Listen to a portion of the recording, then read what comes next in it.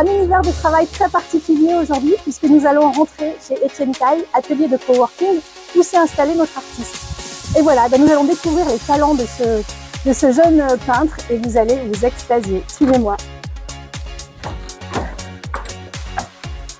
Et là, on commence à découvrir le travail d'Étienne. Go, on y va. Alors Étienne, je vous surprends en train de travailler. Mais quelle idée, vous travaillez dans un atelier de coworking. Alors moi, je voudrais bien comprendre, parce qu'on m'a toujours dit, depuis que je suis toute petite, que les artistes travaillaient dans le silence absolu, dans la solitude absolue. Pourquoi un atelier de coworking? Eh ben, en fait, j'ai travaillé pendant 10-12 ans dans la solitude absolue, dans des grands espaces, et vraiment seul, très isolé.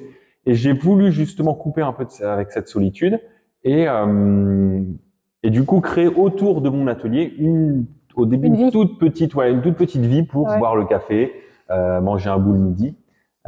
Et puis cette toute petite vie qui devait être juste 2-3 potes autour de l'atelier est devenue voilà cet espace de coworking. Mais à la fois il y a la solitude de mon espace, de mon atelier où je suis seul quand même. On peut taper à la porte et rentrer ou et on peut taper à la porte, mais on ne peut pas rentrer.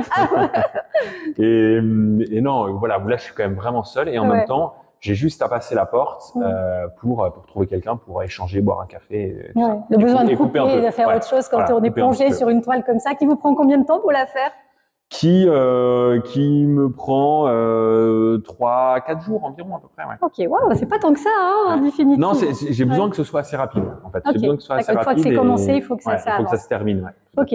Alors du coup, pour parler de votre histoire, parce qu'elle est passionnante, en fait, si je vous dis autodidacte, très jeune artiste, si je vous dis un passage à Sèvres, si je vous dis Orient, si je vous dis Maroc, si je vous dis humain, qu'est-ce que vous me dites autour de tout ça? Comment vous enchaînez les choses?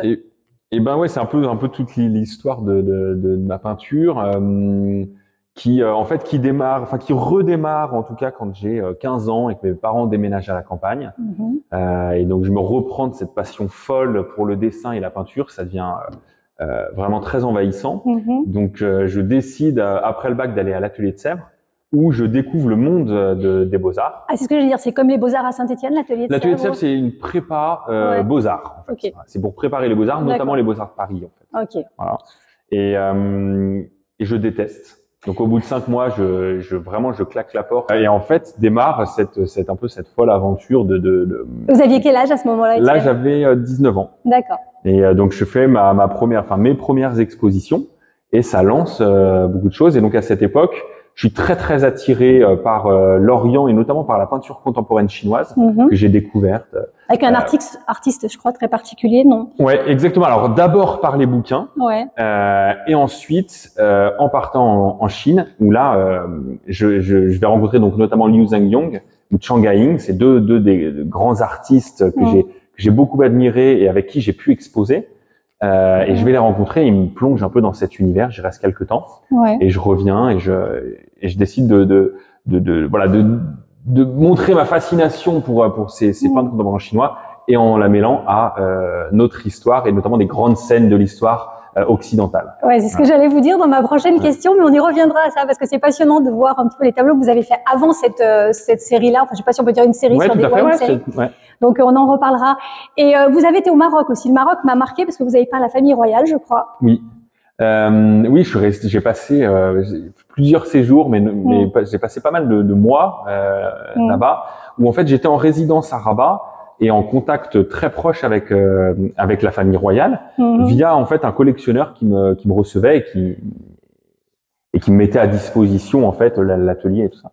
Et du coup, j'ai peint beaucoup la famille royale pour la famille royale. Ah bah oui, j'imagine. Et du coup, c'était un moment assez hors du temps. Oui, j'imagine. Vous étiez logé au palais? Non, quand même, les accès sont très verrouillés. Ah ouais, d'accord. Oui, c'est déjà une belle approche. Mais c'est déjà chouette que les toiles soient rentrées. Ouais, carrément. Donc vous êtes exposé au palais royal marocain. Ouais. Alors il y a des palais, il y en a. Ah oui, il y en a trop. À foison. Donc Étienne, quand on voit toutes vos toiles, moi ça a été un waouh déjà parce qu'elles sont immenses. Je sais pas si vous voyez par rapport à ma taille quand même, c'est presque des gens de grandeur nature, non? Souvent, on n'en est pas loin.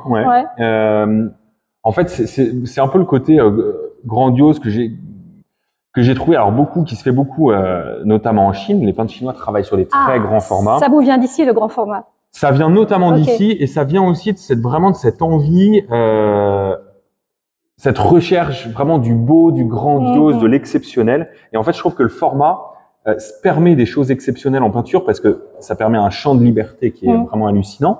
Et en même temps, la grandeur de l'œuvre impose et tout de suite nous happe de façon très très forte, quoi. Ah oui, on est d'accord, on rentre directement avec les personnages, dans l'environnement des personnages. Et vous faites beaucoup de femmes, je remarque, beaucoup de portraits, très peu de couleurs. Pourquoi? C'est une question à laquelle il est assez difficile de répondre. En fait, on a beaucoup réfléchi à pourquoi jamais de couleurs ou très peu. Ça m'est arrivé parfois. Et en fait, je crois, avec le recul, que j'ai toujours eu un besoin de très très peu de moyens. C'est-à-dire que je peins qu'avec des pinceaux très bas de gamme et du coup un minimum de couleurs pour obliger ma main à être en fait très forte, dans le sens très expressive. Et finalement, je pense que j'ai toujours eu peur que la couleur vienne distraire et vienne naturellement amener quelque chose d'artificiel, alors que là, le peu de matériel, le peu de couleur oblige à être très puissant dans Et le blanc, c'est une couleur? Et le blanc, c'est une couleur, ah ouais. Et le noir aussi, alors, par conséquent. Bon, alors Étienne, juste un truc, je peux prendre un pinceau et peindre? Est-ce que je peux y aller? Est-ce que je pourrais, s'il vous plaît? J'ai toujours rêvé, je peux barbouiller. Alors, en plus, c'est tout à fait possible, pas sur celle-ci. Et juste une autre question. Alors, j'ai vu dans votre historique que vous, au début de votre peinture, entre guillemets, peut-être pas le début, mais en tout cas une période, vous détourniez des œuvres d'avant, et c'était assez drôle parce qu'effectivement, il me semble avoir vu Louis XVI, hein, c'est ça, ou oui, Louis XVI, avec une tête asiatique, c'était assez drôle. Vous avez fait ça, pourquoi? En fait, c'est vraiment né pendant mon voyage en Chine, où je me rappelle très très bien de ce moment où j'ai été rentré à l'hôtel le soir et j'étais dans mon lit et là je me dis mais ça serait énorme d'avoir Louis XIV avec une tête de chinois. Ah mais c'est énorme en plus.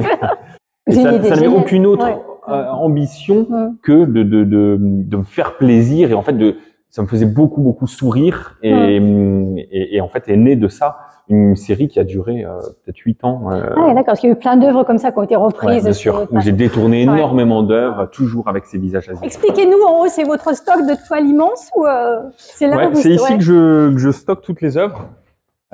Et donc notamment par format.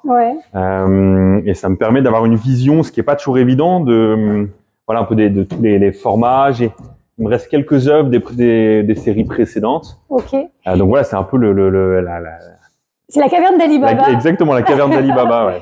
Et du coup, vous les vendez où? Toutes ces toiles-là, elles partent en expo, elles partent dans des galeries, comment ça se passe? Non, aujourd'hui, elles restent ici. Parce que j'ai fait le choix en créant le lieu de stopper tous mes partenariats. Et du coup, le seul endroit aujourd'hui où on peut vraiment voir les œuvres, c'est directement via l'atelier. D'accord. Donc quelqu'un qui veut voir vos peintures, il faut qu'il vienne jusqu'à vous. Oui, complètement. D'accord. Ah ouais. Et s'il habite à l'autre bout du monde, Étienne? Il m'appelle. Et vous vous déplacez. Et il se déplace. Voilà. Ok. Et tous ces personnages, c'est des inconnus ou pas? Et non, il y a à la fois des inconnus, mais il y a surtout des modèles que j'ai photographiés, donc soit ici à l'atelier, soit lors de voyages en Inde par exemple, au Maroc aussi j'en ai photographié. Et je travaille toujours à partir de photos, soit que j'ai chiné sur internet, soit que j'ai photographié directement ici. Super. Bon alors Étienne, on va passer au tac au tac, le petit moment que j'aime bien. Il va falloir que vous me répondiez en un mot avec une phrase, une question que je vous aurais posée. Allez-y. Donc, Saint-Étienne ou Lyon? Saint-Étienne. Pour pas dire la SS ou l'OL? La SS. Ah, ça va. Pékin ou Paris? Pékin. Pékin, ok. Votre couleur préférée? Le gris de pen. Le fameux gris de pen qu'on voit sur vos tableaux. Ouais, exactement. C'est une couleur magnifique. Votre personnage de BD, enfin le personnage de BD qui vous fait le plus rêver ou voyager? Tintin. Ok. Et pour finir, un mot qui vous qualifie? La passion. Wow, ben merci Étienne, c'était un bon moment d'échange avec vous. Merci encore. Sylvie.